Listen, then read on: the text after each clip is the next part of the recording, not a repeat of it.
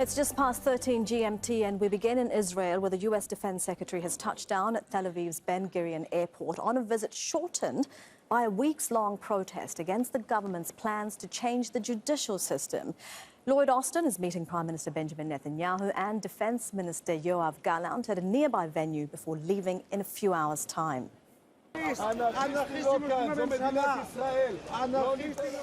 There was a confrontation between a protester and Israel's Security Minister Itamar Ben Gvir outside the airport. Demonstrators blocked main junctions across Israel as part of a national day of resistance. They said they were trying to slow down traffic in a bid to stop Prime Minister Benjamin Netanyahu from boarding a flight to Rome. Netanyahu had to be airlifted to the airport. Let's bring in our correspondent Imran Khan. He's joining us live from West Jerusalem. The U.S. Defense Secretary confined to the airport and the Prime Minister having to take a helicopter to get to the airport, Imran. That's absolutely right. It's extraordinary circumstances the Israeli Prime Minister has found himself in. He can't get through the streets of Tel Aviv because Tel Aviv is practically at a standstill right now because of the protesters blocking roads and highways. So this was a meeting that would normally take place in the Ministry of the Defense. That didn't happen, so they had to move it to the airport. It was also supposed to be a longer visit by the US Secretary of Defense, Lloyd Austin. He was supposed to arrive on Wednesday. He then didn't. He was asked by the Israelis to actually just keep his trip to one day. That meeting is now over, and Benjamin Netanyahu has actually tweeted. He said, "Today I met with the US Secretary of Defense, Lloyd Austin. Our common goal is to prevent Iran from obtaining nuclear weapons, thwart Iranian aggression, maintain security and prosperity in the region, and expand the circle of peace. Welcome to Israel." No comments there on the situation in the West Bank, the near nightly raids there. This meeting, for Netanyahu at least, is all about Iran and trying to stop Iran. And that tracks with what the Prime Minister has been saying before. Oftentimes, when he's under pressure, he'll say the word Iran, hoping that that'll be a distraction from whatever's going on inside the country.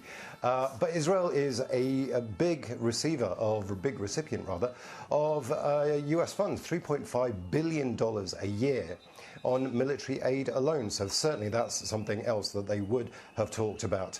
Now, the Prime Minister is leaving for Rome. He's due to meet with the Italian leader on Friday. So we'll expect to hear more coming out of that. Both leaders seem to be quite sympathetic to each other on Friday. But this meeting has now come to an end. And as predicted, it was all about one country, Iran.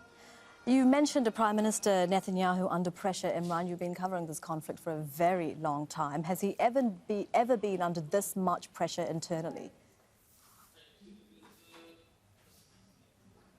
No, I mean, Israelis are generally quite nationalistic. They're quite patriotic. They believe in their system of democracy. So to see people like this, ordinary Israelis, middle class, upper class Israelis, out on the streets protesting, has never really been seen, particularly at this kind of level. On the Saturday protest, we're seeing nearly 130,000 people out on the streets. It's an extraordinary number of people. But currently, this is a very elite protest movement. It's people who are journalists, work in the military, the high-tech sector. It's people like that, ordinary Israelis from around the rest of the country, still support Netanyahu because they see him as a very strong man, and they feel that that's what Israel needs right now. It needs a strong leader. So he still has huge amounts of support. And remember, he still has, I mean, it's a thin majority, but he still has the majority in the parliament to try and push forward this judicial reform bill. Imran Khan bringing us the latest live in West Jerusalem. Thank you, Imran.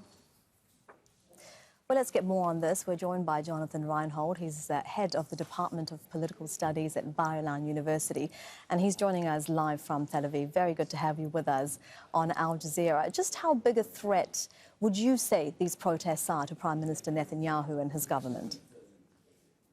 So I would say that they're on their own. They can't bring down the government or stop the reforms, but they encourage more and more people and economic investors in Israel and trade unions to strike and to withdraw their funding. And together it's creating unprecedented pressure. And it is a serious problem for him because it indicates that even if he were to succeed in passing the reforms in the Knesset, in the Israeli parliament, he could have incredible difficulty implementing them.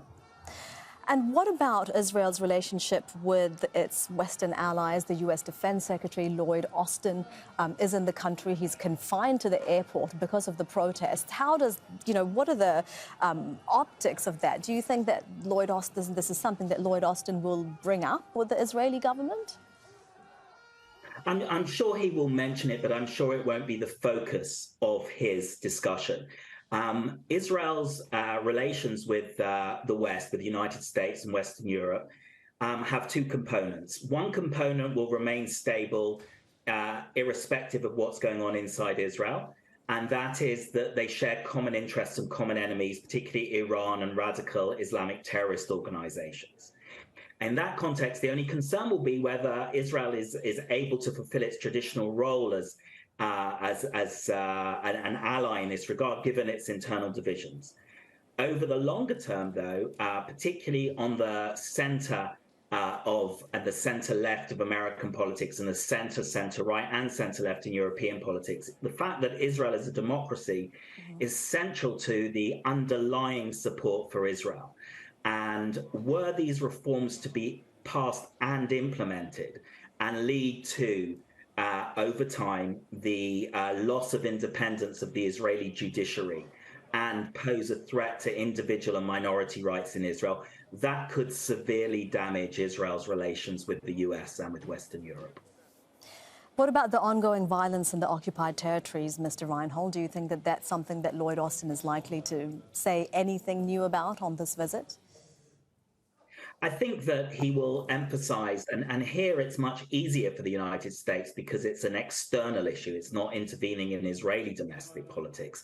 I think he will pressure Netanyahu heavily to take a cautious and careful approach so as not to escalate the violence. Now, normally, Mr. Netanyahu would support that approach in any case.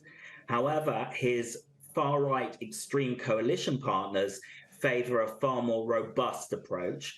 And that is something that could set things alight here. And that is something that the US and the Israeli security establishment would very much like to avoid.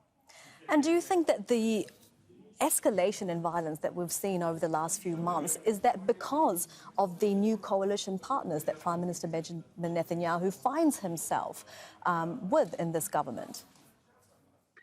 So the Israeli security services have been warning for over a year that the level of tension in the West Bank has been increasing. The underlying causes of that are twofold. First of all, the failure to have any progress in the peace process. And secondly, the strong sense in the occupied territories that the Palestinian Authority is corrupt and inefficient and is increasingly authoritarian. So all of those things together provided a tense situation. And the fact that this government, with its far-right coalition partners, has come in, has only intensified that tension. Mr. Rynhold, it's great to get your insights on this. We do appreciate it. That is Jonthan Rynhold joining us live from Tel Aviv. Thank you.